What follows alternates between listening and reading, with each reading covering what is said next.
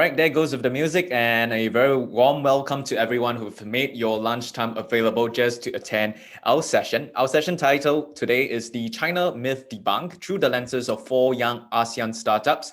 And today, this entire lunchtime series and lunchtime outreach clinics is organized by the fourth China-ASEAN New Smart City Innovation and Entrepreneurship Competition. My name is Ben. I'll be your host, your moderator, as well as your speaker for one of the sessions today. And allow me to just do a few housekeeping matters to ensure that you have the best lunchtime possible of this week. Because I guess, the only reason why you're here joining us with us today here is that you may be interested in growing your business or having a larger footprint for the business that you're running currently. You may be based in ASEAN. You want to find out as well as to realize what does it take to bring your business out of ASEAN into Greater China. So this clinic potentially will give you a bit of insights and answers. Now, secondly, you may be interested in one of our four guest speakers who have been very, very successful in terms of bringing their businesses out of ASEAN likewise and into China. And today we have Ms. Belle Bay. She is the co-founder of Buzz AR, and she'll be joining me in a while's time in a 30-minute heart-to-heart discussion. Right, so whether you're in Group A or Group B, we assure you that today will be a very, very well-delivered, well-run session that's worth your time. Now, to run you through a bit of our agenda, how today's session will take place is that in a 90-minute session, we'll be starting off with a facilitated interview session between myself as well as Belle. After which, we'll be inviting Caleb, our organizing chairperson, to share with you a bit about this opportunity. Well, what does this opportunity really mean? The last year when we organized this competition, in fact, this is the fourth year we're running this competition. Just solely in the last year, we've seen startups securing MOUs, securing new business opportunities, and putting a lot of their flags as well as presence into China. And all of this while COVID was happening. So if you're a startup here, or if you have a business idea and you want to think big, grow big, as well as scale big, this is the webinar for you, right? So Caleb will be giving you the nuts and bolts as well as what entails and what are we looking out for in terms of the next big ASEAN business that's going to have its opportunities to grow into China. And last but not least, I'll come back here once again to share with you some ideas in terms of pitching your business into China with the specifics as well as context with this competition in mind. Now, without further ado, I'd like to obviously introduce as well as call upon our guests for today. And if you allow me to do so, what I'll do is basically I'll read out the introduction. And of course, do me a favor while I actually do retrieve the information for our guest. For those of you who are joining us, please do type into the chat box, how are you feeling this afternoon, right? How are you feeling this afternoon?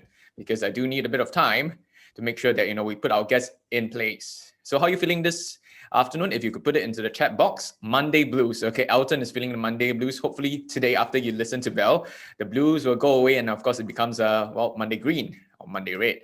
The rest, great. Hanwai is one of our supporting partners. Thank you so much, Patrick. Okay, I haven't met you in person, but no, I'm great. Thank you so much, Wei Jian as well. So if I could do justice by sharing a bit about our incoming as well as our first guest, her name is Belle Bay. She's the co-founder and CEO at Buzz AR. Buzz AR is one of Singapore's top AR companies, and of course, is part of Singapore's Tourism Accelerator in 2020/2021 batch.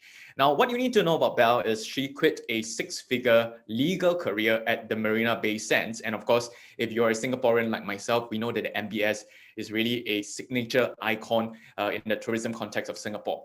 Now, she started everything from scratch after quitting that career. And fast forward years later, Belle, she's very, very down to earth. In fact, before we hopped on into this virtual space, she was saying, Ben, I'm not too sure whether I'll be the best person. So she is the kind of person whereby she's so achieving, but yet has a lot of humility, has a lot of humbleness to speak. Now, years later, she's running her own multi-million-dollar business empire. And of course, her next big vision is to run a multi-billion-dollar empire. So that's the dreams. Now, how do we actually come into play? I think in very one or small or significant parts, her company, Buzz AR, has signed MOU with the Alibaba's affiliate Club Bay and further into Bailian Group. Now, Bailian Group is China's largest state-owned commercial distribution group, and that is her partner. and a client in China. Now, riding on a wave, her team is also launching mobile apps, which she calls the Happy series, with the computer vision as well as AR technology to inspire, delight, and connect users physically apart. Now, I think if you're really, really excited to see, wow, like what's all these pictures and all this interesting concepts, you'll be very, very much delighted to hear it from Belle's journey as well as Belle herself. Some quick facts before I kickstart the entire panel. She is a lawyer turned entrepreneur, and she grown her business from zero to multiple six figures revenue in 12 months. She carries with herself 10 years of legal business advisory expertise with malls and retailers such as MBS, as well as Singtel, and she's a UC Berkeley Asia Pacific Scholar graduating from UC Berkeley with a major in law and technology. She co-created as well as she was featured in the cooking game VR, and she's the winner of Facebook Oculus The Spotlight game. She's also the winner of, she's the shortlisting. She's been shortlisted for the 2020 Women in IT Awards, the IT Team of the Year. Now, without further ado, could we invite our organizers to likewise spotlight Belle, so it could be a side-by-side conversation. So first and foremost, Belle, how are you feeling this Monday morning or Monday afternoon? Are you feeling the Monday blues, or are you feeling otherwise? Yeah, just like my logo. So I'm feeling happy. Okay, a happy state is oftentimes the best state to start a conversation, and where I would like our attendees to come into play, because we want this whole conversation to not just be a band with Belle, B&B, just rhymes, but it's entirely unplanned. We would love for you to also join us in our conversation. So if you would notice on the bottom of your Zoom software, there will be a Q&A tab. We would love for you to ask questions, each and every time that you have anything that pops up, because Belle is one of our most respected past winners of our competition, and we've took great pains to invite her. As you have heard, for example, you've heard Elton saying, wow, very impressed with Belle's achievements. You can imagine how busy Belle is. So to grab her to do a 90 minutes lunchtime webinar, it's not every day that you have an opportunity. So if you're here, your friends are not here yet, ask them to join us, okay? So if you do have a question, as mentioned, drop that into the Q&A panel. So maybe let's kickstart things off. I think, Belle, we've known a bit about yourself. I think you have a very, very illustrious and successful background. Now tell us a bit about Buzz AR then, because that's the company you run, a bit about the good work that your company does, and how do you still keep yourself passionate till at least the past year of running this business with COVID, with all the different challenges that have been going on? Yeah, thanks, Ben. I think that was like a very, very, I'm flattered for all the introduction, but I always look forward to who we are in the next 5 years, not so much of what we have achieved. What we have achieved could be a starting point, and it's the hard work of the team. So Buzz AR business is twofold. We have the B2B business and also the B2C business. So for the past 3 years, we bootstrapped from zero to $3 million with a small team of 9 people. So this team has built what we call Buzz Maps, which is like a wayfinding function that we deploy at some of these Fortune 500 companies that probably Ben just mentioned in Singapore and China. So that is the business that we have done for the past 3 years. And after hustling for the 3 years of unknown, we are now going back to our core business, which is a B2C business. So just to give you some background, prior to this, I worked as a part-time user consultant for one of the B2C mobile apps. It's called the cooking game apps. So for some of you thinking of probably you want to start a new business, but it's probably too hard to leave your career because you need to pay bills. Everyone has their own pace. So for me, I actually take 3 years to run a part-time career, as first started as a VR model. Then after that, we co-create the cooking game mobile app, then the cooking game VR, the cooking game AR, then only I'm running Buzz AR. So it's a long journey. I always joke and say that I started from 20s to my current mid-30s, because it's a long journey for me. So nothing is just as instant as the bio. So I want to jump in here quickly. I think again, when you say it's not very flattering, I think it is really. I think you do deserve the, well, I would say the achievements, the accolades that you have achieved. Well, it takes a lot of great character as well as persistence for you to do the things that you did. So if I'm hearing you right, you didn't immediately launch into your startup per se. You had worked like a, well, I say a part-time, a side hustle, a gig, well, to make sure that you pay the bills. But I think one thing that you were doing while you're paying the bills is also you're deepening your expertise into this very world you're stepping into. And if I hear you correctly, was that what AR model? What does AR model do anyway? Like a physical model kind of thing, or Yeah, VR model. a VR So model? yeah, I have been modeling for a few other VR Wow. companies as well, even in the States, like in San Francisco. Even though I Okay. got a Okay. scholarship from UC Berkeley, right? But that was Yeah. for the tuition. But the living expenses, I still need to juggle. So I actually worked like as a model for a few other VR I'm companies. just like amazed how you do it as well. You're a lawyer. I mean, you're trained as a lawyer. You're a business advisor, and you do the modeling part. You do the application development part. Your front end, back end. You're like wearing multiple hats all one time, right? And what I'm getting is that it can be done, and it has been done in your journey. And I think, to those of us who are joining in today, if you're being inspired, please do actually share in the chat box so that Belle constantly get the good vibes that she should be getting. So moving on, like what actually motivated you to sort of like go into this whole business proper full time? Like, was there a trajectory point, or was there a defining moment that told Belle that, hey, now this is the real thing. Now it is to burn all the bridges and go dive right in. Was there a moment for you like that? Okay. I think I always want to go back to my favorite book when I was a kid. Mm, Everything that I do today, it derives from my heart, like um, including my business, the core value of the business to deliver happiness to people, to connect, delight, and entertain 1 billion people is our vision. But all this is coming from my heart.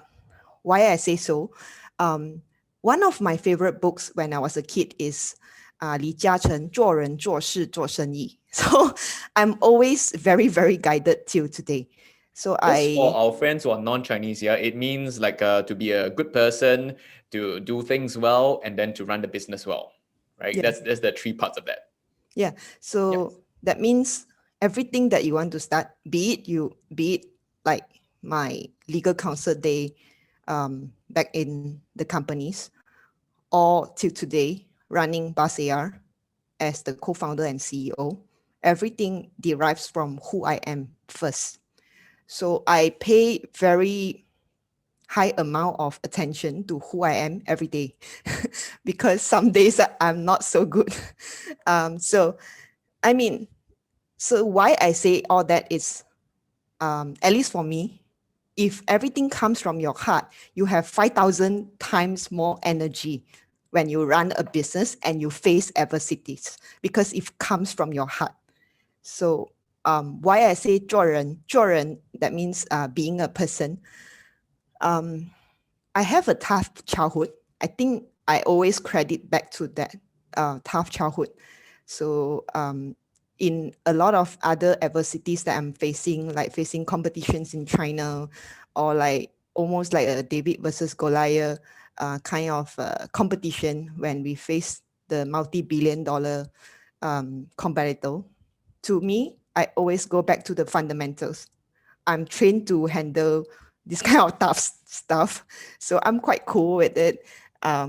Yeah, so fundamentally, for any aspiring entrepreneurs, I must say that 99% of our business fail, and I still fail every day until today. So you need Mm. to ask yourself, are you the person and are you willing to pay the price? Mm. But I think clearly, I would say, amidst all the failures that you felt, or rather you confessed to going through every single day, and I think that's part of life, right? We win some, we lose some, but I think in the long run, we got to make sure that we win more, or we win on the major ones rather than losing on the major ones. And I think those were what led to Buzz AR's success, like $3 million US in revenue, as well as 9 people. Tell us a bit more about, again, like in the prior days, like for example, well, your company is incorporated in Singapore, I believe so, right? What motivated you to move your business from Singapore, where it was, or rather where it still is, but increasingly scaling into China? Was there a sort of a motivation? Likewise, was there a story behind that? Why? Why did you do that as a founder? Because I think it takes a lot of courage as well as a lot of gumption to do so, especially last year when the conditions were not the most favorable. You said David versus Goliath. Now it's David versus Goliath amplified by COVID as well, and in no small part, I think it's an easy feat for most of the founders out there. Yeah. Thanks, Ben. So the reason why we moved to China is, I would say, a few reasons. One of which is the data is showing that our tractions comes from China. So prior to running Buzz AR, we run Play Spirit Games that owns the cooking game app. And also we launched a couple of hyper casual games where we have aggregated installs of 20 million without VC funding. I actually never thought of I want to go through the VC funding route because it was profitable all the time. That's why you can tell like the first 3 years, we bootstrap our business to 7 figures. We never raised any VC funding. So that explains we need a bigger market. And looking at China, if you look at the current data that comes in, China, it's the spending power, it's crazy. 31 million people has 1.2 million renminbi every month. So that means every year, sorry. That means it's in equivalent to 240,000 in Singapore dollar. Their average salary for these 31 million people. I'm talking about high income. What about middle high income? So the spending power is also deemed to be number 1 in App Store. So it's equivalent to American market. And I think that's one, data is showing. Second thing is also we need to analyze the unfair advantage that we have for different market. Our team can speak fluent Chinese, Mandarin, and also we have experience in localizing our games in China. So with that few factors, thirdly is of course for the context of the cooking game, there are not many 烹饪游戏 over in China. So so after looking at all these factors, I think we do stand a good chance in China, and I think our bet was right. I most certainly say your bet was right. In fact, it's more right than wrong. I think it has paid off from your recent successes, especially those that have started sharing about whether with Cloudbay, with Dalian Group as well. And if I really listened to you correctly, the growing to China piece was really something that was very organic. It wasn't like sort of led or persuaded by any investor whatsoever. In fact, you guys didn't even need any investor. It's been profitable since when you started all the way in terms of you growing your business to a 7-figure revenue company. And I love that you knew your market very well. You knew where the trajectory was. And of course, you knew in growing into China, whatever you were running previously as a prototype or as a model in terms of like the cooking game, or in Chinese we call this 烹饪游戏 or 一个 vertical, right? There's a lot of potential for you to grow into. Now, tell us the real picture, and of course to our attendees who are listening to us, if you're enjoying this conversation, don't just put on the attendees and audience hat. I'm sure some of you are also curious to find out from Belle's perspective. Now drop your questions in the Q&A because my eyes are on there as well to make sure it's a very dynamic and all-inclusive conversation. So going back to Belle, I'm sure it wasn't a bed of roses. A lot of people, and I know, for example, I've been to actually Hangzhou in 2019. And the last time I was in Hangzhou in 2019, compared to when I was in Hangzhou in 15, 14, it was such a huge leap.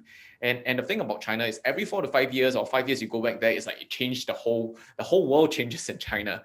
And I recall I was so embarrassed because I was trying to buy bubble tea. And I didn't have a mobile wallet. I don't have a Taobao or Weixin Zhifu. I had to even dig for a dollar coins or coins to put together the amount of money. And there's this little boy who say, "No, 哥哥，你需要帮忙吗?" And he paid for me for a drink using his a mobile wallet. That's the state by which China is growing, and its people are growing as well, which I think a lot of people may be oblivious to. They do not even witness the full impact of that. Okay, so that said, companies, businesses want to go into China. China domestically is growing rapidly like crazy. But of course, that's not a sure formula for winning. A lot of businesses who have went in, I think they have also closed out or closed up the businesses that have winded down because of a lack of understanding. They didn't have like local kind of knowledge. They didn't know how to scale. Lack of, like, for example, ability to handle and navigate through all the local challenges, whether in terms of geopolitical, legal, business, cultural, marketing, so on and so forth. So I'd love to understand, from the more realistic point of view, from your company growing into China, what have been some of your biggest challenges you face, and how did you actually overcome them? There are a lot of challenges. Then just give us the top ones. If not, well, I think people here will be overly like mounted or overwhelmed by all the challenges, and say, better not my cup of tea. So we want to hear the good sides as well as the realistic pieces as well. Right. Yeah. First thing first, no need to think so much. Can just join this competition. Because I think from it's also from my heart, like the team at Cloud Bay or even the organizing committee, they are super friendly and helpful, not only for the competition, but even after that, throughout this 1 year, whenever I have questions with regards to China, they always help. So that's one thing that I think the team is great. As for myself, one of the maybe the top challenges is that augmented reality, AR per se, in China, it's 遍地开花. That means it's abundant. So while it's a great timing because the government pushes a lot of 5G initiative, but we are literally every day meeting multi-billion-dollar companies. Literally the names that you can search that really pops up, like top companies in China, almost the few most famous one, we have met them, and in a closed room. I want to play a bit of a devil's advocate as well, because I think this has been the sentiment from a few participating teams, even last year or in the preceding years. Some of them will say, whatever we can do, China can do it well or even better. Do you ever have that kind of reservation? Because, if there's a match of technology, let's take a look at the global mega powers like India and China. They have tons of like software engineers that are graduating. Has that ever been a concern, if at all? If yes, great. How do you overcome? If not, can do let us know as well. In terms of a technology that's developed in ASEAN, did you ever feel that it was something that maybe had a bit of challenge to penetrate and go into China or not? Okay, to go back, maybe this will go back to why I enter China at first. Simply, I just want to learn. Honestly, this is the actual and real reason. I never go in with the heart like I need to excel in China and get 7 figures, multi-year contracts. I never think like that. I know that I'm not good enough. I know it very well. I know that our team needs some boost. It's almost like one of the companies that built a great team, and shout out to the hackers, say, hey, come and hack my companies. I will reward you if you successfully hack my companies. It's almost like that. We are going in with the heart that I will be beaten upside down. And yes, I was beaten upside down, by the way. All the contracts that you are seeing right now, we were beaten many, many times to get these few contracts only. So guys, feel free to go in with an open heart. You are super young. Please go in and just with the mind that yes, you do have it's possible that you are beaten, but along the way, win some, lose some, you will get something back. I hear you. Okay. So if you notice anything that's different about my background, I think the lights will turn off, but I will rush on it to turn it on again. But of course, it takes a very good ambience because now we're lighting up Bell totally. So from what I've been also listening Bell, it wasn't like a full on, very, very confident maneuver in it. You knew that, maybe for some part of the other, things were not fully in place, but you just wanted to go in to learn. The competition gave you a bit of resources. I think meeting all the local partners also give you a bit of reality check. All in all, it helped you to build something that's more complete. There's one question that was asked likewise though, which is a bit more about the history, which is how did the cooking game actually transform to Buzz AR? And of course, and that part was like, one of the knowledge gap from our participants as well. And maybe as you answer that as well, maybe you can also, okay, let's answer that question first. How did the cooking game actually morph itself to Buzz AR? Oh, sure. When you run a game studio, right, you have a lot of unfair advantage from digital marketing. That means, i.e., the matrix, in-app purchases, the up down, a lot of like how you manage your daily active user, which restaurant will convert, and from that to the copyrights. For example, like Chef Gordon is one of our prominent copyrights that we have under the cooking game. We took out Chef Gordon and put at one of the malls that we are building, the digital maps. So when you started to build, the momentum is there, everything else will follow. So just start, just get it started and things will flow.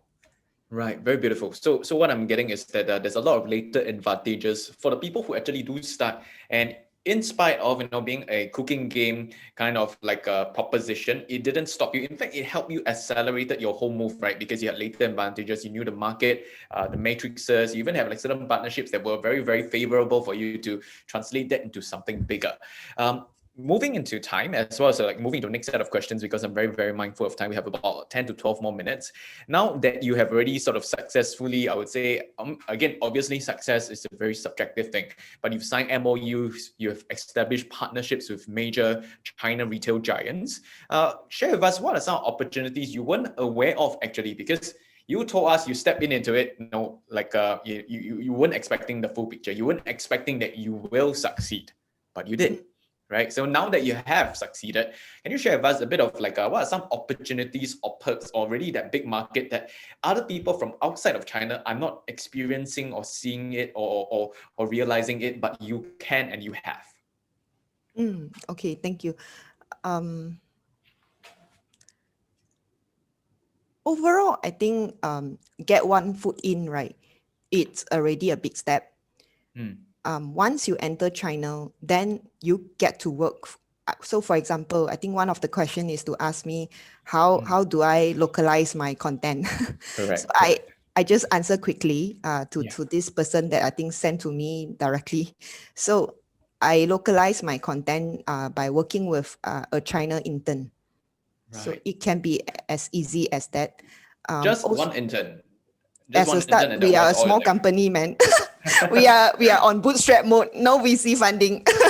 I hear you.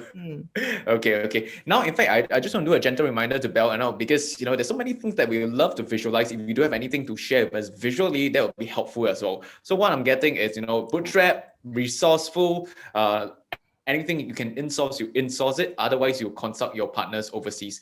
So I think that pertaining to the question is, what are some of the new opportunities you experience in China that other people don't realize? You said that you actually managed to do so with the help of intern.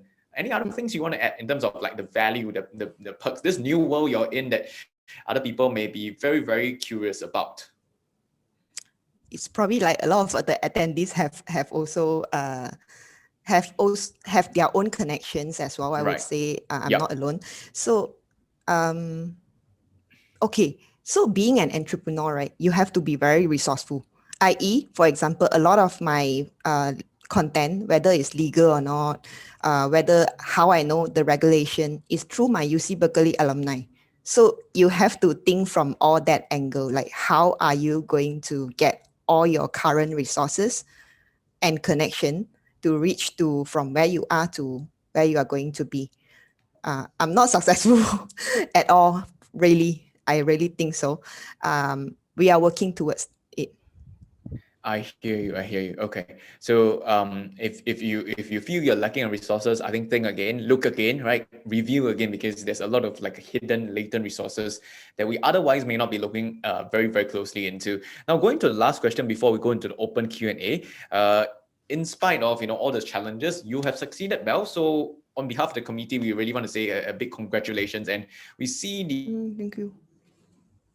for Buzz AR. We are just curious, in your journey as a founder, as an entrepreneur, or even as an individual, how have you realized yourself growing? Is there certain parts of yourself you feel particularly proud at while you review the journey and then say, hey, I've really grown in this few aspects? Are there any of that for you? Yeah. Okay. I think one of the maybe to me quite important.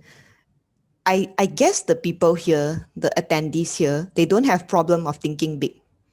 But I guess some may have my earlier problem, i.e., fear of unknown. It's not about thinking big. Everyone can think big. So you have to evaluate yourself. Like the fear of unknown is taking over your potential achievement, then you're holding yourself back. But to me, after running the business for for these numbers of years, I'm no longer like 3 years ago. 3 years ago, if you were to ask me, like if you want to be entrepreneur and enter a new market, I will tell you, hey, by all means, please go ahead. But I think I'm slightly more matured right now. I will evaluate why do I need to go in to China first. And yes, China is really cutthroat, but the reward is very high. Are you okay if you got kicked out and start afresh again? My answer was yes. Therefore, I went ahead. So don't just, I would recommend that you can hear me, but don't listen to me because it's your life after all. No one have the same pace. I'm doing it this way, which I feel like is the right pace for me. So yeah, just follow the flow. I think you speak like a true blue, war-torn entrepreneur, like going through a lot of better and better scars and better wounds that made you wiser, smarter, and definitely a lot more mature. And we definitely appreciate your candor and your authenticity because I think entrepreneurship is a very, very personal journey, right? And on top of it being personal, you are taking the lives of a group of people that you hopefully will inspire them and you want them to journey with you into a uncharted, a very foreign territory as well. So it takes a lot of like one, personal gumption, which is your why, and then two, also having that really being aware of what's at stake. Because you could win big in China. Two, you could also like in the process pay a very huge school fees, but of course that can be mitigated with the right platform like what we're organizing here today. Now moving into the last few questions whereby we can wrap it up. And I just want to say on behalf of the committee, it's been a joy to speak with you, Belle. One question from Patrick Tan. Patrick is from this company called Keepital. And he asks, what do you think of AR in the B2B and in the industrial space? Do you see any use cases, anything that is valid or interesting? Oh, cool. So my competitors taught me a lot for this portion. So my B2B competitors are literally the largest name in the AI space, multi-billion-dollar companies. Two of them taught me a lot. So there are a lot of applications for AR. So what we have done, it was just digital wayfinding, AR wayfinding. That means we put out a virtual avatar. The avatar can lead the person to go from point A to point B. That was just our applications, simply because what we have done before our own resources, we built that. But I think a lot more applications in China, it can be as simple as entertainment. For example, the filters that they are looking at every day on Snapchat, on TikTok, they are AR. Like currently we are talking like Zoom, face segmentation is one form of AR. So just don't think that you're putting out AR. Because if you start thinking that you are putting out some technologies out there, that means your technologies is not good enough. Technology that are good enough, you should use it without realizing it. Yeah, I hope I answer your questions. Definitely. I think in one part, you really inspired us to think of everyday kind of inventions or everyday kind of technologies and functions that we are already using. And I think if we think about that, there's a lot of value to be had as well to go into that space with a lot more clarity and also a lot more curiosity, I would feel. Okay, we'll take one more last question from an anonymous attendee, which is, especially in this whole landscape of COVID, how do you feel your company is dealing with or handling this whole situation? Are you using it to your advantage? Are you sort of like trying to make do with that kind of atmosphere? How have you all as a company coped with the COVID-19 situation? We are one of the lucky ones. So COVID-19 accelerated our business. Mm. Without COVID-19, whatever that I was telling my clients, they feel like I was living in the fantasy. So just to give you a context, like I pitched about AR wayfinding back in 2018 when I was at UC Berkeley. So, and then I went back to my clients and I talked to them about this. At first, they feel like, oh, so you are putting your fantasy and you want to put at this venue, how expensive is this venue, blah, blah, blah. But fast forward when COVID hit, so I got a call and we got multi-years contract for what I pitched probably 18 months ago. So it helps. Very, very beautiful. So it's like this Chinese saying that say 天时地利人和, right? So there's a, I mean, for something to happen, there's always a amalgamation or a congregation of all the stars being aligned, the ducks sitting in a row. But in your case, COVID actually, because of the circumstances and the whole context, helped you to grow your business in a phenomenal sense. Now, I love to continue the conversation, but we have a tight ship to run. To all attendees, you still have an opportunity to engage with Belle, because I think she'll be back joining us in the final segment, whereby we have a three-party Q&A. We have our organizing chairperson, Caleb, who's going to be sharing with you a bit about this opportunity and platform. Myself, I'll be going through a 20-minute segment on terms of pitch fundamentals, and then Belle will be coming back once again to share with us her price knowledge as a founder. So now this is not the final goodbye, hardly a goodbye yet, but a big thank you. I want to say a huge thank you to Belle. Again, thank you so much for sharing your journey, your entire experiences in a very candid, very raw and authentic manner, right? If you would, and if you can, join me in sort of going to the chat and thanking Belle for her very, very enlightening sharing.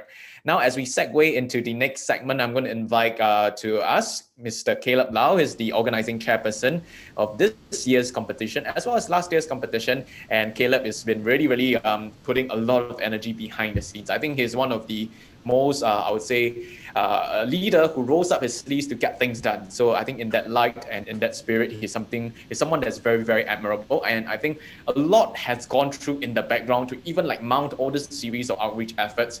I shan't steal the thunder from the man himself. So Caleb, would you take the next 10 minutes or so to run us through what opportunity awaits everyone here who's on this webinar?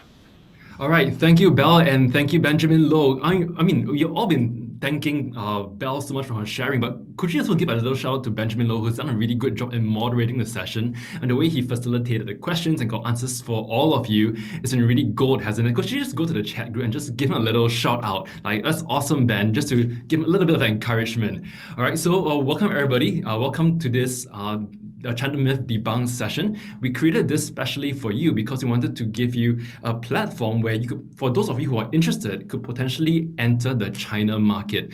Last year, Belle was one of the 4 who actually went to China through this platform. And for those of you, whether or not you're clear about going to China, but you are open to exploring this opportunity, right, or allowing yourself to go in there just to explore what could happen next, then this platform is something that you may want to explore. Okay, but before I begin, where Belle and 4 other of our startups who broke into China last year, they were actually have formed a home base in this rather unknown city in China. And I'd like to share with you a little bit more, because this is giving you a better idea of the opportunities this platform would offer you.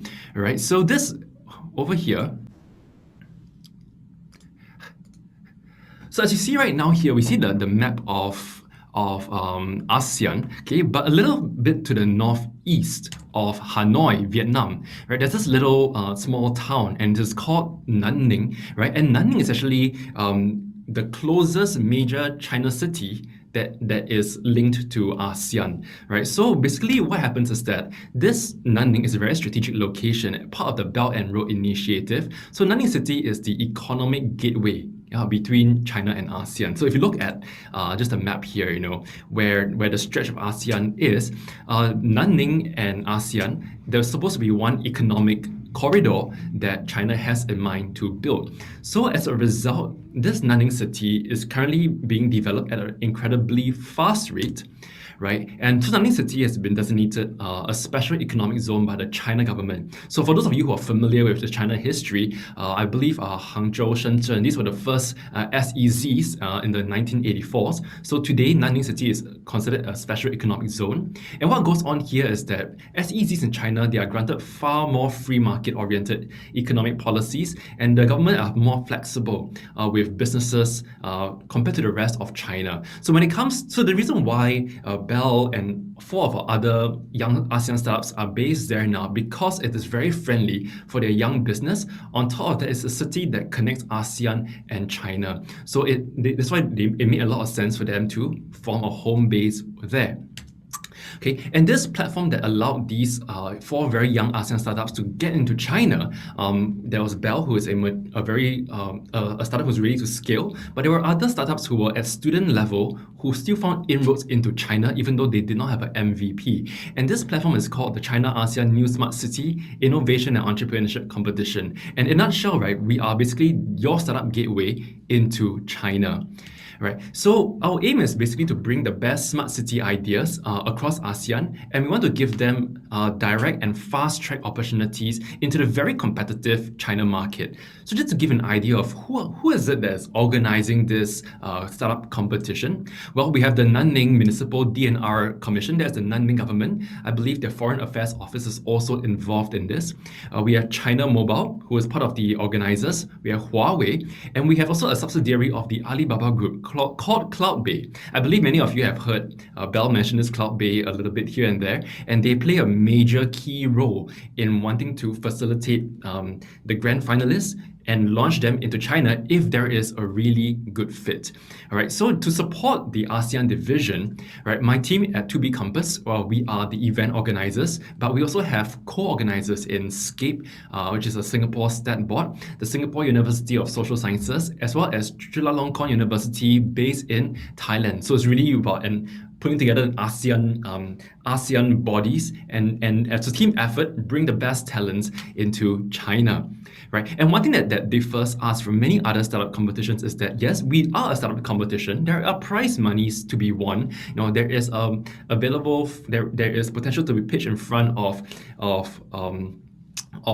global MNCs who could buy over your company or could invest in you. But if there's one thing that allows us to stand out from many other competitions, is that we are very intentional in helping ASEAN startups launch into China. It's not just about getting funding, but it's about getting contracts, right? So since 2019, we have over 200 proposals submitted. We've had 28 grand finalists, and 5 of them have successfully ventured into China.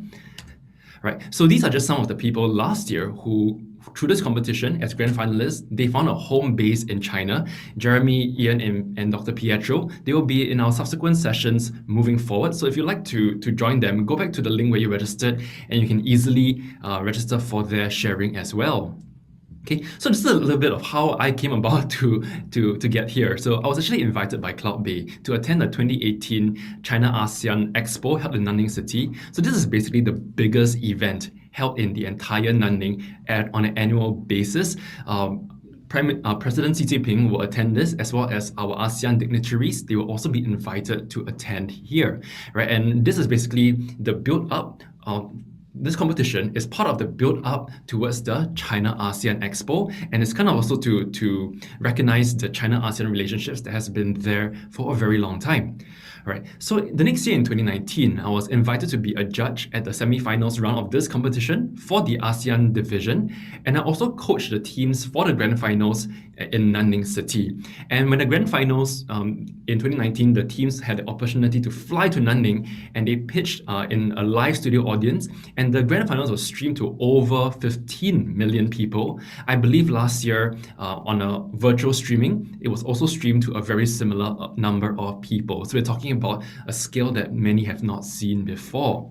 So in 2020 and 2021, after judging the competition, my company was chosen as the event organizer for the ASEAN division of this competition to help find the best smart city ideas across the region. And if you feel that you are one of these best smart city, you are founder of one of these best smart city ideas, this competition is something you may want to seriously consider.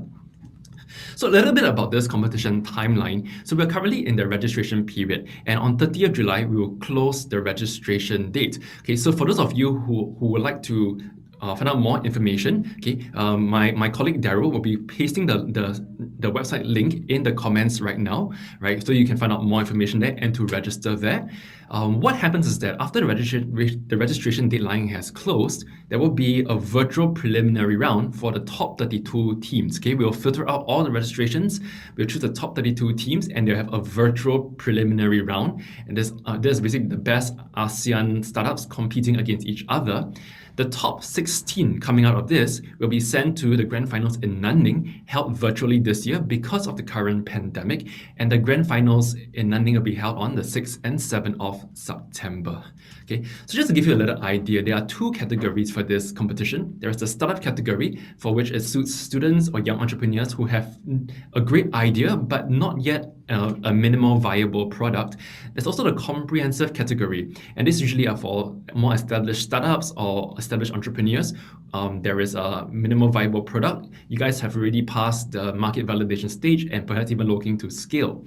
Now, the key criteria for this competition is about the projects should be relevant to an extent to the smart city landscape in China, and I believe Benjamin Loh will be sharing how you could do that in his segment later on. Okay, so one of our key goals this year is to basically handhold all the teams who commit to this competition. So for those of you who submit your registration, you'll receive a pitch preparation package. This will guide you in your preparation for this competition to ensure your pitch is in tip-top condition. Right. On top of that, we have multiple pitch into China clinics, from a best way to craft your pitch to workshops, all the way down to even inviting China experts to give you an insight into the market landscape. This way, you're able to angle your pitch better. We are also giving you virtual training by Singapore's top trainers. Some of these trainers have taught from in the Middle East, Australia, and the USA, as well as they are just well known in Singapore as well. So this is our way of ensuring you are well prepared for the grand final. I think Belle, she benefited so much from just the meditation session held by one of my colleagues, and that really allowed her to perform in front of the live stage in Nanning itself, right? And lastly, for those grand finalists, we will give you very high-touch, personalized coaching from our elite mentors who have vast experiences in the startup scene across ASEAN and as well as in China as well. So this is our commitment to you, to be there at every single stage of the way, so that this increases your chances of thriving in this competition and maybe even establishing yourself in China. So this is how you could thrive in this competition, and this is basically from my past 2 years involvement in the competition. These are the trends I see that is required if you want to do well. So if you are thinking of joining this competition and maybe establishing a foothold in China, please pay close attention to what I'm going to share next.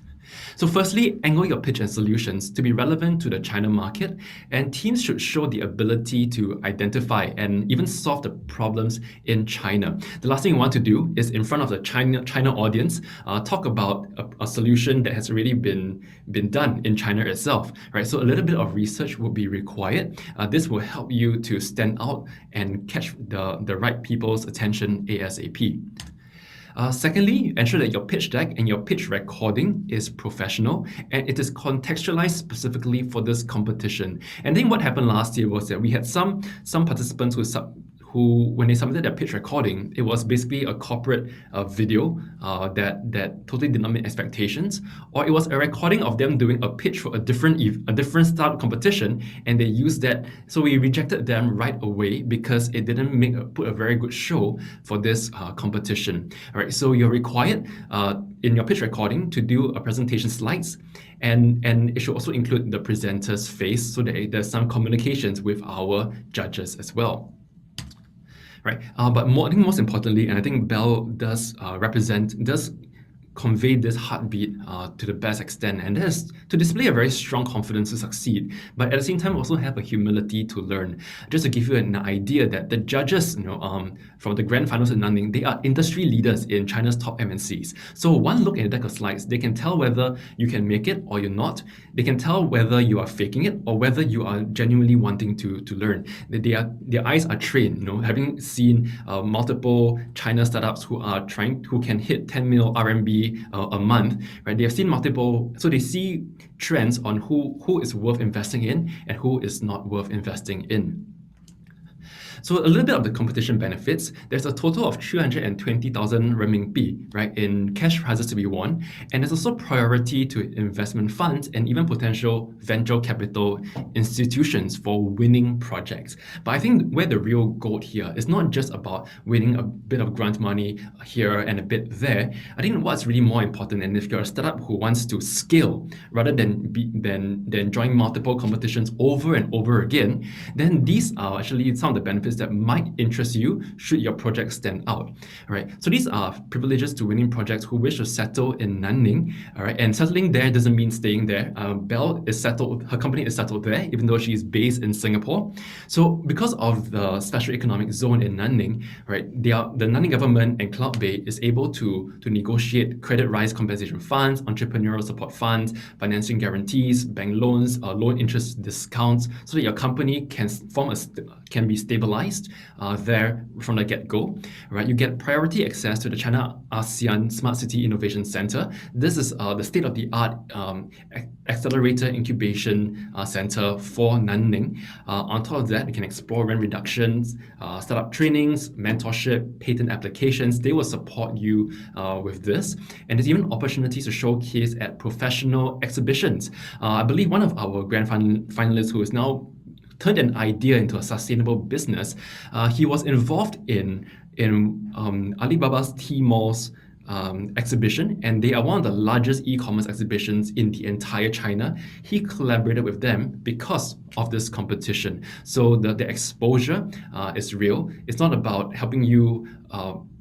It's not just about winning competitions, but it's about what happens to you after the competition ends. This is the commitment of Cloud Bay as well as the Nanning government.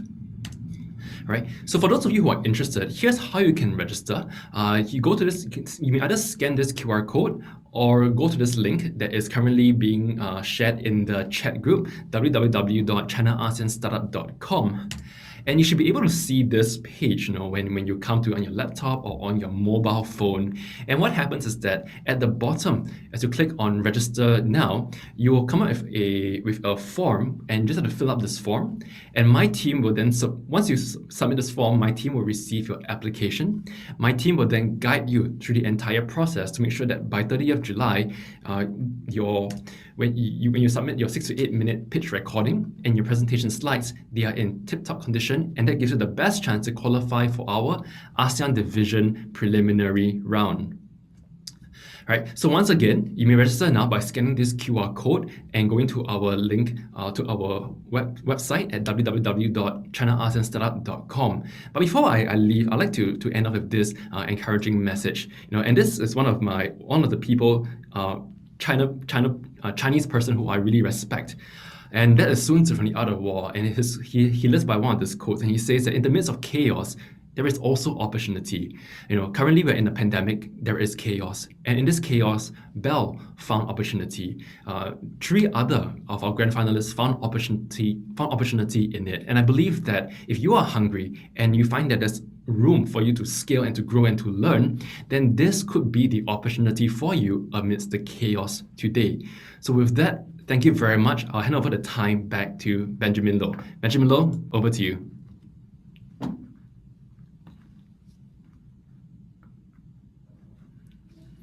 All right, thank you so much, Caleb. And I think Caleb did a great job in terms of pulling strings, his relationships, and his network to bring this competition available to all of you. I think where we are coming from is we are not here just to run a competition per se. I think a lot more is at stake. And if you notice, the whole naming of this entire opportunity is China-ASEAN. And I think for the whole committee that's been running for numerous late nights and our working days to make sure that we front the best, It's really literally because the best of ASEAN deserves to get that stage. Where else can you get an opportunity to talk about your business, your idea, your aspirations, and your ambitions across 15 million people in China itself? So where we're coming from is it's probably once in a lifetime opportunity. And that's the second part of the thing that I want to share with you. You will be hand-holded through the entire opportunity, and no time whereby you'll be just left to the lone wolves and the sharks to sort of gnaw you alive. So what's happening is that at the first level, our community will be really all hands on deck to support you. At the virtual preliminary rounds, for the top 32 teams, there will be a support package. There'll be virtual sessions to help you in terms of your pitch refinement as well as your pitch delivery. And if you are one of the top 16 teams, you would also have a very established mentor. And all mentors are very, very carefully hand-selected by yours truly as well as the committee. They all bring to the table wealth of experiences, either running businesses, scaling business into China. So they will help you to scale as well as to pitch your business to the right stakeholders in the very, very appropriate light. So this brings me a lot of opportunity as well as excitement to share with you this upcoming segment that we've designed as well as going to deliver for all of you who are here today. You're in delight and of course for a big treat. This upcoming workshop segment, which is really, I wouldn't say it's a workshop, it's more like a deep dive. It's a 20-minute awareness segment whereby you've learned a few key insights into how and what does it take for you to pitch and angle your business towards a very favorable position to qualify as a qualifier for the preliminary rounds. Secondly, you're also going to have a bit of insights in terms of what makes a China business possibly tick. So a bit about myself, I've been pitching as well as helping clients as well as startups pitch their businesses from areas as well as geographies to geographies. So one part of my work has taken me to Japan, Tokyo specifically over the past 3 years, whereby I was being commissioned by the Japanese government to train Japanese fintech startups to pitch their businesses to a global landscape. Aside from that, I've been involved in the Startup Bootcamp, in Monetary Authority of Singapore, as well as a private pitch consultant to quite a number of startups. So this hat that I'm going to wear is hopefully something that's valuable for you if you're a founder or a founder-to-be. Now, without further ado, this workshop is really to help you get a bit of nuances as well as understanding in terms of the complexities of China. First and foremost, if and when you do join us, you'll be delighted that as soon as you pop in your interest in the mailbox, you would already receive a 28 pages package, which is called the Registrations Info Kit. It's nothing admin, but in fact, it's a lot of educational resources, insights in terms of the China Nanning landscape. Caleb has very, very carefully mentioned about the One Belt, One Road initiative, a bit about the Smart City initiative. What does that all mean, right? What is the government looking out for? So in the whole big context of Smart City, there's obviously in terms of agri-tech, the consumer tech, the B2B tech, there's a lot of verticals that's embedded within. So we have already provided all the resources. All you need to do is really to understand this big landscape. Now, the second big landscape is the China landscape, which is what I'm going to take a bit of effort to share with you. Now, the third thing would be then today's session. The whole judging criteria, as you see in the website, or if you're definitely ready, there will be two segments to that. One will be your project plan, which is really the business thesis in itself. We want to know and make sure that your business has a certain level of integrity and readiness. Well, whether you're a mature startup or even an idea, because at the end of the day, you're going to be the idea that's fronting and representing not just ASEAN, but as well as your country. So you want to make sure that your flag flies high and proud in front of the China audience. So for the purposes of that, there's the project plan criteria, as well as the judging criteria for your pitch. There's two sets of criteria, but not to be overly confused by that. They are very, very, I would say, arbitrary guides, or in fact, at least an objective guide to make sure that you're scoring according to what is being required. Because after all, you understand that this competition is held under the auspices of the China government. A look at the screen in front of you, you'll notice that there are certain points and weightage. So if I were you, I would really pay careful attention to what's being allocated a higher point average or point weightage. Very clearly, we are weighing pretty heavily in terms of innovation and creativity, public service, because largely this is organized once again under auspices of China government. We want to know that your business has the ability to do well as well as to do good. Following which, obviously, the commercial value has to be there. It has to be scalable and, of course, validated on some level. And, of course, how do you plan to grow the business, which is the marketing strategy part, as well as the ROI analysis. For the purposes of this section and the next 15 minutes or so, I'm going to run you through some of the resources we have found in the due diligence process that will be helpful for you if you're still a bit curious about this whole China big picture. The good news is that you still have about 3+ weeks towards the closing of our registration. So you are in already a very, very good position. You're in the heat wave of this entire competition. So if you put your best foot forward, we are very, very proud to say that, you at least do have a fair, decent level of chance to score on that.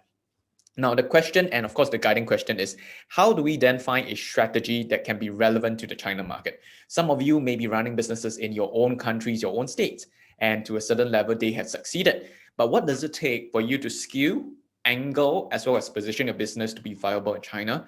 I think the next few slides will give you a bit of insight. Now, the next slide will be really going blow by blow as well wave by wave in terms of the criteria. The first criteria we're looking at is in terms of innovation and creativity. So suffice to say, we are definitely looking for ideas that have a certain level of freshness, a certain level of, if someone is doing in a certain fashion, you probably could explore doing that in an innovative or entirely radical or new fashion. Now, as what we saw in Belle's example, she morphed her cooking game kind of proposition with certain kind of level of successes, and she was very, very audacious as well as bold and brave in terms of sort of taking leap into the next level. And I think if you foresee and see the kind of potential for you and your business as well as business idea, this is for you. So very clearly into the criteria specifics, and all those terms are highlighted in red. The entry has to meet the development needs of the China smart city. So as what Caleb has mentioned, we are really clearly looking for localized understanding. So what works for your country, perhaps in Thailand, in Myanmar, in Vietnam, in Singapore, may or may not work in China. So your job is to make sure you bridge the gap of understanding. And hopefully through our local clinics, having a China expert to come online to share with you a bit of nuances, having a mentor to support you when you become a finalist, you'll be able to tell the story and the whole narrative better. We want you to also focus in terms of the technologies, products, or services that can help to solve problems as well as meet the local market needs with a bit, or at least a level of originality, creativity, and being a visionary on the way you present as well as execute your ideas. So we've curated some quick tips. One is the learning resource guide, which is the registration info guide. Please deep dive into that, because in the document, you will not just receive in terms of pitch building, but of course, having access down the road to our fellow experts. Like, for example, joining me is Andrew. Andrew is a PR marketing practitioner. He brings a wealth of how do you get your name of your business to be known in many, many spaces. Caleb is a well-known brand coach. He will be also able to support you in terms of clarifying your identity. So again, all the resources are there. Right? So that's point number one. Now, point number two, if I were you, really do the due level of research to understand what are the existing solutions vis-a-vis the problems that you're trying to solve. So for example, last year we had people who were trying to resolve issues, for example, ambulance or disaster rescue. We had people teams that were working on food wastage, in fact, food shortages, and how do we develop unique food solutions. We have like AR solutions. So whatever has worked in your country, I think it's a certain level of success. Your job is to extrapolate it into China to say, hey, if this works in my home country, how can it work? How should it work in China's context? So that's the point number two. And if you can match your current solutions to the current prominent market needs that's met or not so adequately met in China's context, I think that's going to put some shine and sparkle on your context. The third thing we would love for you to know is really to display your market understanding and the awareness of market nuances. So to give you a bit of a perspectives, my job is really to help you bridge an understanding. We found a series of content. So this is from Harvard Business Review. In fact, this is pretty fresh. This is in the 2021 edition, the May to June edition, about what the West gets wrong about China. So what you need to do, just head on to Google, type in what the West gets wrong about China. If I recall, it's a 4-part series whereby you just have an opportunity whereby the brilliant researchers from HBR have done the deep dive, the academics have done the research. Specifically, if I were you, go look into the chapters 3 and chapters 4. right? When I read chapter 3 and 4, wow, it was totally mind-blowing. There were a lot of examples, new insights. If I were you, spend a bit of time to answer and study the narrative, all right?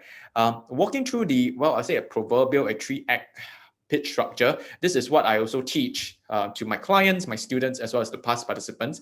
There's actually a 11-point structure, which is already nicely packed into this 3-part, right? So imagine 3 parts, each having a certain points that you have to bring up.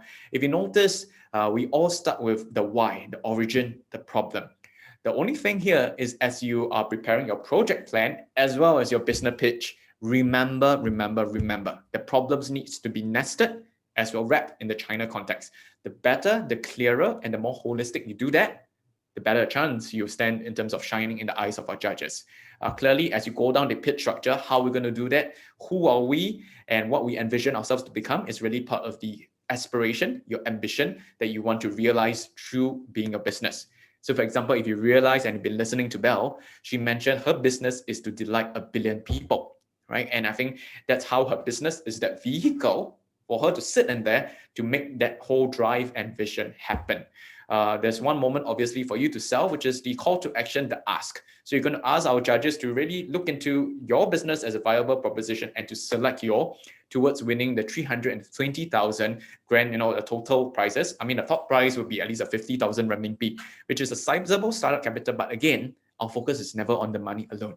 There is really access. So for example, Belle really benefited from our local Chinese advisor, whom with his connections managed to plug Belle into China networks. Imagine what you need probably 5 to 10 years to build relationships, to go through many, what we call as 饭局. And in China, 饭局 is basically meeting your potential partners over a meal or so, understanding the culture, sending contracts, follow-ups, can all be realized and achieved through this whole springboard. This is what we're looking at, guys. Because again, if there's any more expedient way for you to grow and scale into China, this is it. And that's why we are so having so much gumption. We're putting our money at our mouth to say this is the startup inroad into China. All right. So if you do have any questions, I just want to remind after my section, it will be segueing into a 10 minutes Q&A with myself, with Caleb, as well as with Belle once again. So you do have your opportunity to ask more questions. Now, the second big, I would say, segment that I want to focus on is the public service component. What is public service? I think, as I put it previously very easily, the potential to do well, but more importantly, to do good to people. So whether it's a B2B, a B2C, or a B2B to C kind of proposition, you want to talk about how your business has the value and the potential to help the people at mass.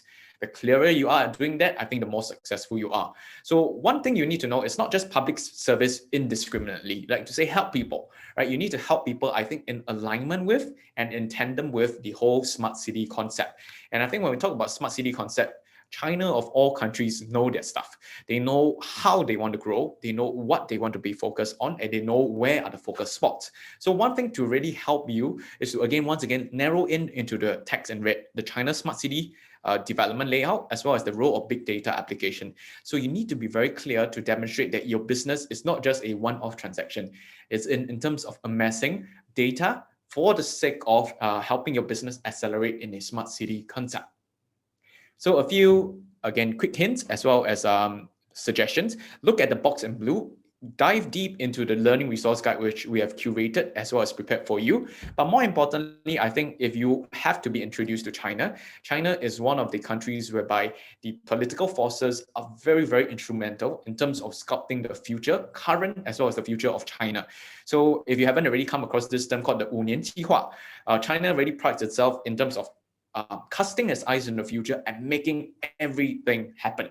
So what I'm going to share with you in the next slide is really the 5-year plan that runs from 2021 to 2025. So this will be a great landscape for you to, again, either allay or attribute what you're doing to this bigger grand plan. And when you do that, I think the judges will really have their, be very sitting up and saying, hey, you know your stuff. The third thing is you want to also align whatever the roles of the big giants, local, domestic ones, as well as the foreign ones, are doing, are executing, are looking at in terms of growing their similar businesses. So for example, the Baidu, the Alibaba, the Tencent, right? Knowing what they need to do and what they are not doing.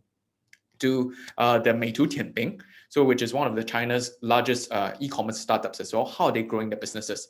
Last but not least, I would also advise that you go and study what are the existing as well as future government initiatives vis-a-vis the verticals that you're trying to command as well as dominate. So for example, if you're going into agri-food tech, right, do a bit of research in that. If you're doing in terms of, like, for example, commercial B2B tech, ask yourself what are the players, dominant ones or the nascent ones doing as well. The whole runway is to give yourself due preparation so that you put your best foot forward to represent ASEAN and your country really, really well. So as you can see here, these are the tenets as well as the goals for China's 5-year plan. From 2021 to 2025, you can take a look that there's basically 8 core or 8 key goals that China wants to realize. This is just an infographic, but if you actually do study it, there is a lot of specifics. The devil is in the details. So perhaps, if I just go through one of them, take a look at pointer number 7, which is to promote the high quality development of the belt and the road. And clearly why we are into the Guangxi region, the Nanning city, is because that really relies right smack in terms of the development focus for China, right? If I were you, ask myself, what other of these 8 goals under this 5-year plan has a repercussion or a bearing in terms of the business I want to grow, in terms of scaling into China. Now, quickly wrapping it up before I call back Caleb as well as Belle, the last part is the marketing strategy. If you were listening again, just now Belle talked about social media, talk about matrices. There is no business that can be grown if there is no consumer to be had. So the very way to grow a consumer and a following in China is really knowing how to tell the story of your business. Well, Belle mentioned that, for example, in terms of localizing, just one intern, and one intern, all it takes, of course, he or she has to be better, a good one, and a local one for that matter.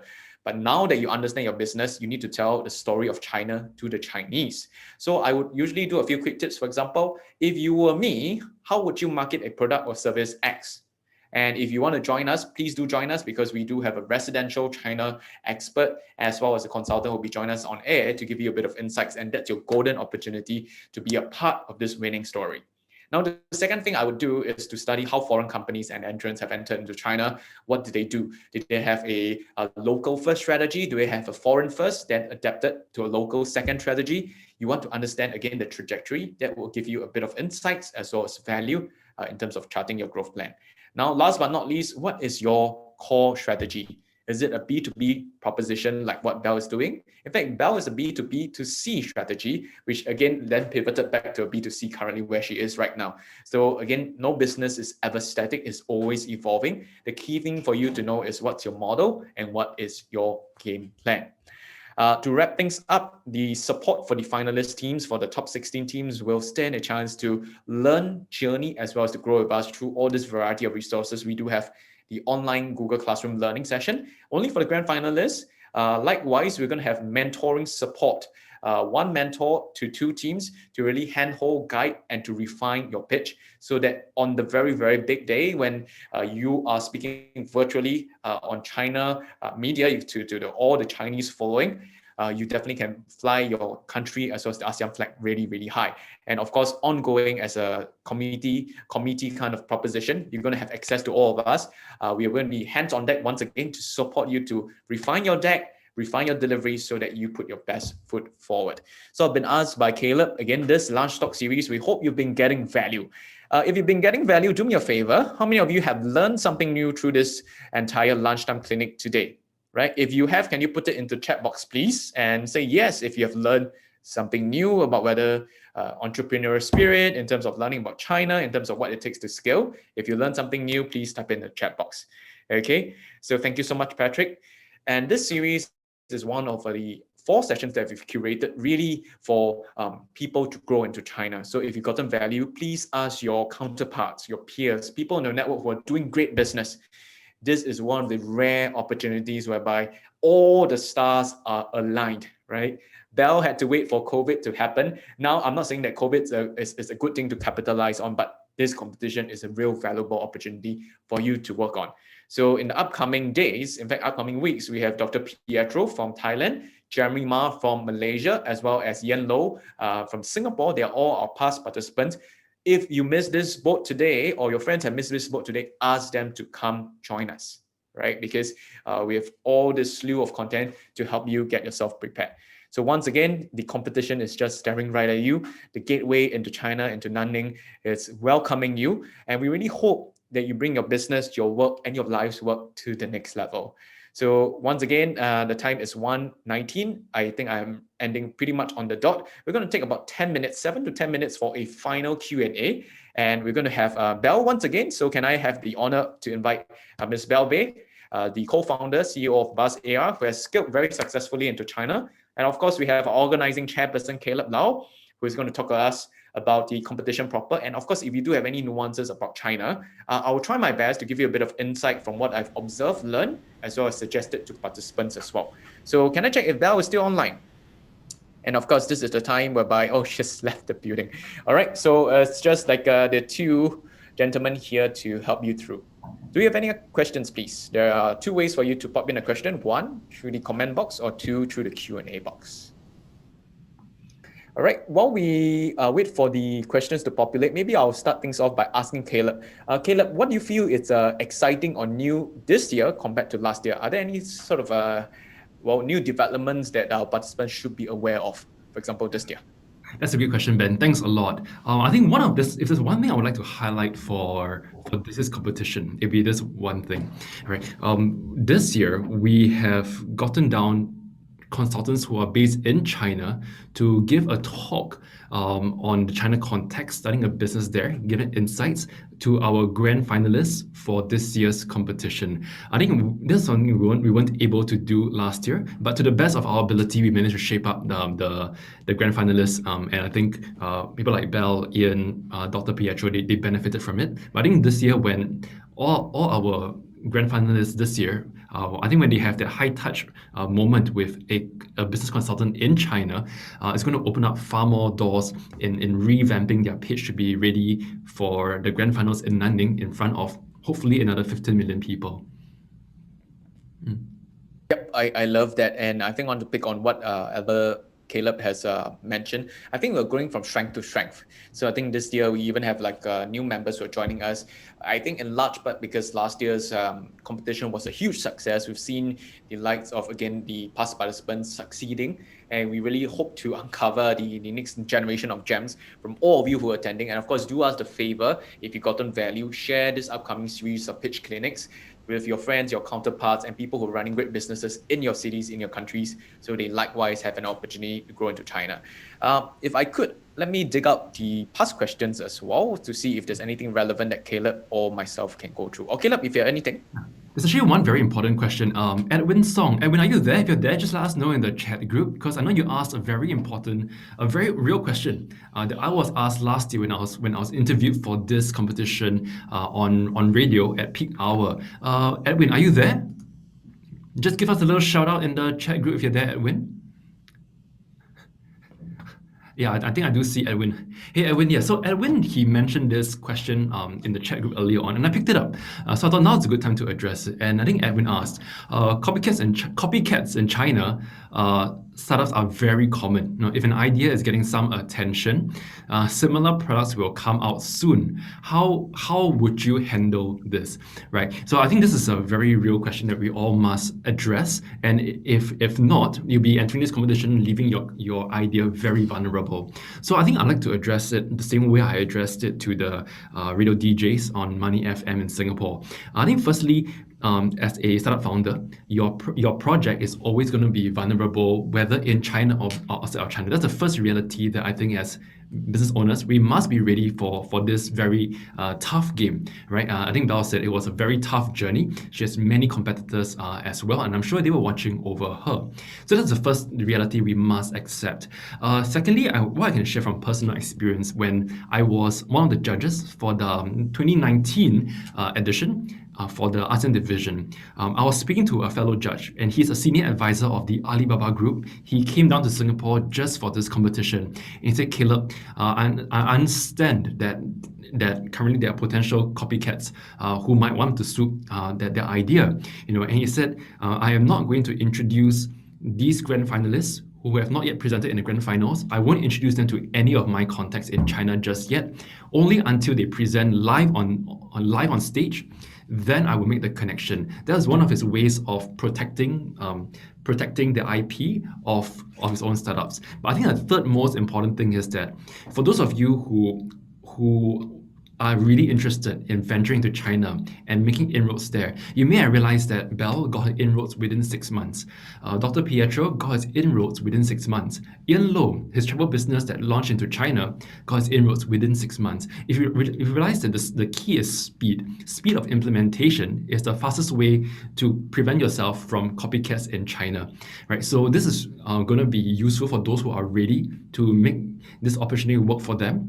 I think Bell and the other finalists talk about how this person from Cloud Bay has been in contact with them, looking at the entire business model, telling them that this idea works, this idea not so much. Let's take this idea and use it as a function for a different business model, and they launched it right away. So I think in terms of copycats, we can never run away from it. All of us here, Andrew, Ben, and I, we are entrepreneurs ourselves, and we face the same struggle. But I think the best way to not be copied is to have speed of implementation and keep growing. I think to add on that, I think that was a very quick as well as a detailed rundown from Caleb. One of the things to actually quote you, if you could go to your Q&A component and look at the answers that have been questioned as well as answered. One of the things that Bell have actually added on to the question from Edwin is that she also did mention that competition is good. Right, I would be very wary if I'm entering into a space whereby I do not have any competition. It either means that the demand is either non-existing, or that there is like basically a reason why no one is going in, and if I'm the silly one entering it, it's going to be very wary and scary. So I think Bell did attribute as well as allude to the fact whereby one thing you want to know that if the competition is there, you want to paint the story of the competition, to paint the story of demand as well. So as to sort of communicate to the judges as well as the people who are qualifying this entire process, to let you know or let them know that you're actually entering a space that is viable, that's attractive, that is highly sought after.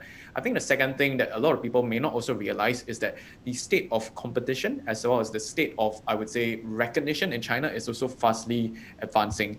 So the IP industry, the IP trademarks industry in China is also a very regulated one and recognized one as well. So what is going to happen is that if your business or your business idea or your concept or your prototypes are indeed validated, there will be a lot of hand-holding and support to help you to properly formalize your business, your inventions, your creations in China, so that it can be well protected. The integrity will be there for you in the months down to come.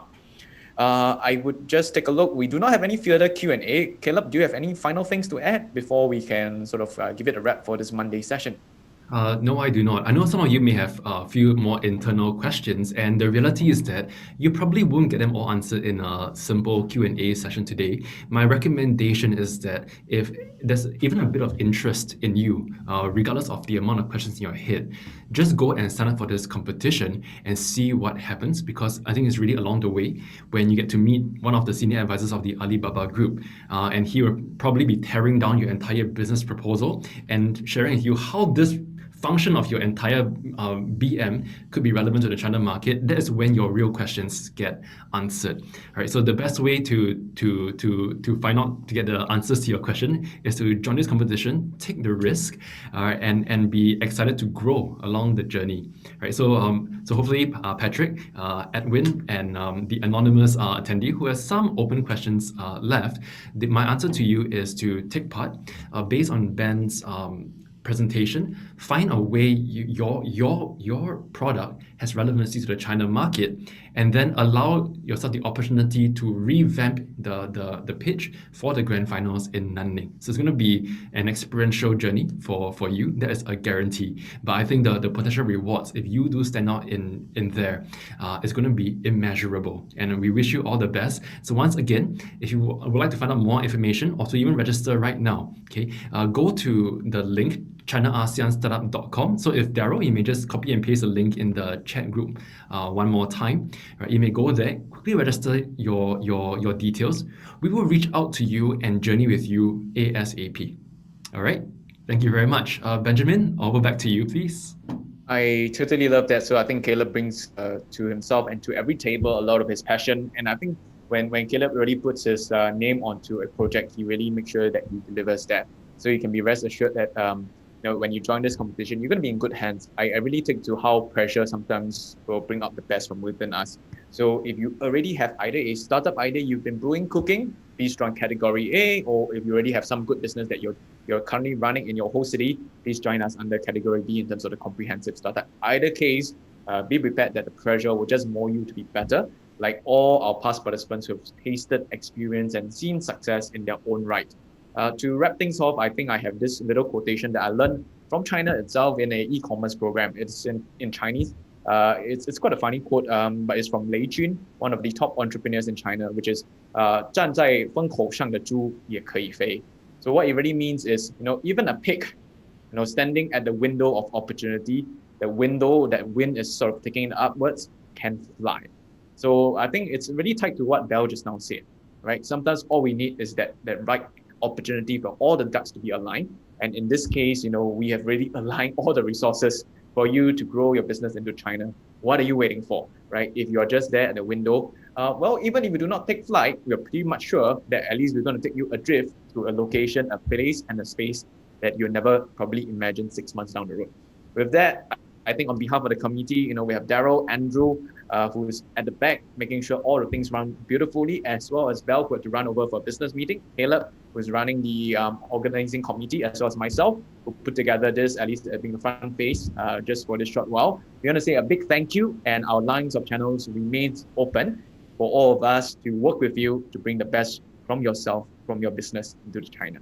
So once again, thank you so much. We wish you safe, wish you well, and this is the end of the webinar. We look forward to seeing your application.